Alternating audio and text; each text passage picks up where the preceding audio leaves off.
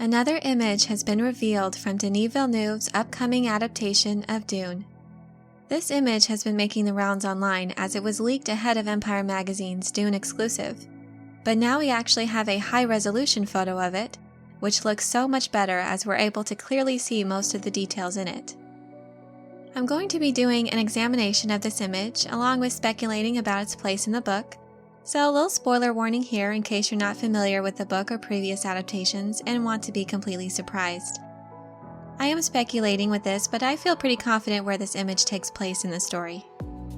My first impressions of this photo are very positive. Some may take issue with the minimalist look here as far as costume and set design. I honestly feel this works really well in depicting a futuristic feudal society. That description in itself makes me think that even though the setting of Dune is set far into mankind's future, it should still invoke an old world feeling. So the setting and costume design are elements I really like. As I read Dune, I never pictured incredibly outlandish outfits as previous adaptations have shown. Instead, I pictured something not that different from how the nobles of today appear. The setting in this photo looks great. I think they are still on the Atreides homeworld Caladan. The room looks like it has such a rich history. The Atreides have been on Caladan for over 20 generations, and I really get the feeling of that history in this setting. The floors also appear to be hardwood, and since plant life is very rare on Dune, that also lends to the fact that this is most likely on their homeworld, which is a water-rich planet teeming with plant and animal life. The carvings in the back wall are very detailed, and they also are indicative of the long history of this house. We see two figures depicted with possibly some sort of text or hieroglyphics between them, and I'm not entirely sure, but it appears these figures have weapons in their hands. So the text could be describing the Great Revolt against machines, or perhaps an event possibly depicting a famous duel of one of their ancestors. This could be what is known as an Act of Canley, which is similar to a duel and has a long history in the story of Dune. The word Canley itself is derived from a Turkish word meaning sworn enemy. The Act of Canley was originally created as a way in which bitter feuds and vendettas could be resolved without harm coming to innocent bystanders. The Atreides-Harkonnen feud goes as far back as the war against machines, so it could be either of those events depicted or something else entirely. This is pure speculation on my part. Either way, I do appreciate the details here in set design. There's a beautiful table in the background as well. This also seems to indicate that this is Paul's training room. A room not only for sparring, but also for study, as there appears to be some papers and possibly maps on it. Now onto Paul Atreides himself. Since I think it's safe to say they are on Caladan in this image and in Paul's training room specifically, I do think this picture is most likely from the sparring session that takes place in the beginning of the story between Paul and weapons master Gurney Halleck. It may be a bit confusing at first glance, because Paul looks like he is in a dangerous situation. He has weapons in both hands, and a look of intense concentration and surprise perhaps. In the book, even though their sparring session starts out playfully, it becomes obvious to Gurney that Paul's not taking this session seriously. Gurney can be quite lighthearted at times, but when it comes to fighting Harkonnens and preparing Paul for the dangers of Dune, he is every bit the fearsome warrior of such repute. During their session, Paul is tested by Gurney, and he's not holding back, and Paul has to draw a second weapon during this altercation from his wrist sheath.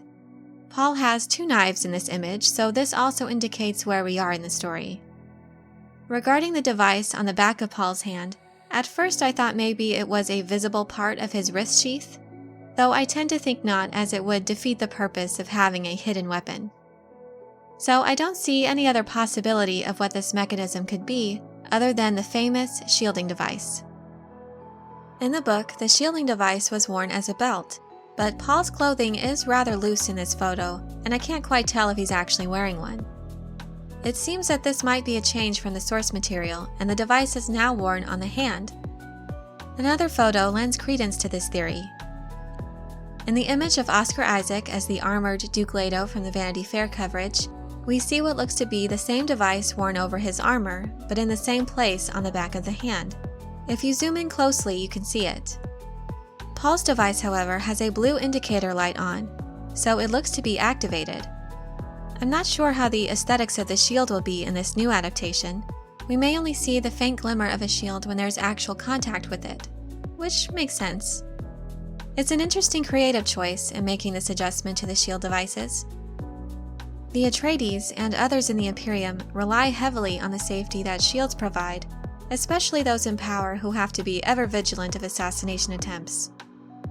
Little changes like this don't bother me, but I see how it could be concerning for some Dune fans. I'm more concerned with changes that affect the characters and how the story plays out. But let me know your thoughts on this possible change.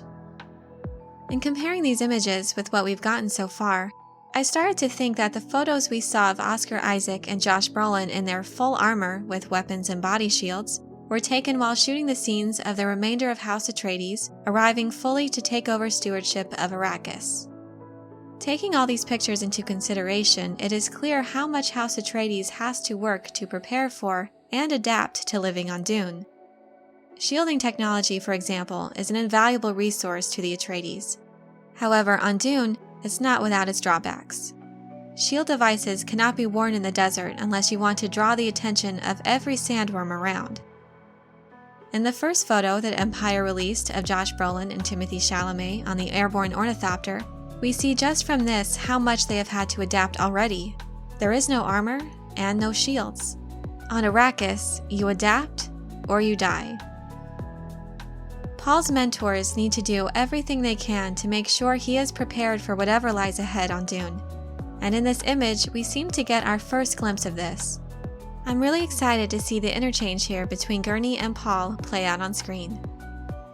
Anyways, those are my thoughts and speculations, but let me know yours in the comments. I hope you enjoyed this video. Give it a thumbs up if you did, and be sure to subscribe for more Dune and other sci-fi and fantasy content. Thanks so much for your support, and as always, have a very nerdy day.